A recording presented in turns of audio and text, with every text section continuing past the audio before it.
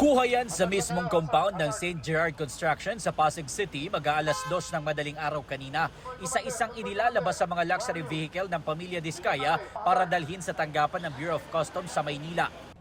2:37 a.m. ng madaling araw nang isa-isa ng magdatingan dito sa tanggapan ng Bureau of Customs ang mga luxury vehicle ng pamilya Diskaya. Base sa impormasyon, 1:54 a.m. kanina na makaalis sa compound ng St. Gerard Construction sa Pasig City ang unang batch na mga ito. May kita din natin na nakakonvoy ang mga tauhan ng PNP Highway Patrol Group dito at ilang minuto lang din ay posibleng magdatingan na ang iba pang mga luxury vehicle. Base sa impormasyon, nasa 12 hanggang 13 luxury vehicle ang nakatakdang i-turn over ngayon sa Bureau of Customs. 2:43 a.m. naman ang dumating ang pangalawang batch ng mga sasakyan.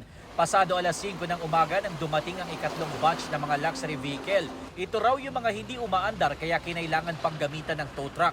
Sa kabuuan, 13 luxury vehicle na ang nasa loob ng BOC. Isinagawa ng Customs ang warrant of seizure and detention sa 13 sasakyang walang katibayang lehitimo umano ang pagkakabili. Bigo raw maibigay ng mga Diskaya ang mga papeles na mga ito sa loob ng palugit na ibinigay ng Customs hanggang kahapon.